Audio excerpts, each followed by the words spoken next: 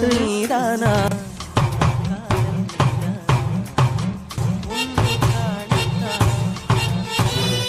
நாளைக்கு 8 மணிக்கெல்லாம் கிளம்பி வந்துடும். சரி அம்மா வந்துட்டாங்க, நான் வைக்கிறேன். நீ நினைக்கிற மாதிரி இல்ல, அது சீக்கிரமா போனதான் நிறைய கணக்கு கத்துக்கலாம். ஓ சரிப்பா சரிப்பா, நான் கூட தப்பா நினைச்சேன். பொழந்திருப்பான். சரக்கு வாங்க அப்புறம் காசு தரேன். அப்போ நீ மாத்தி விடுறான். நான் வேமா போறேன்.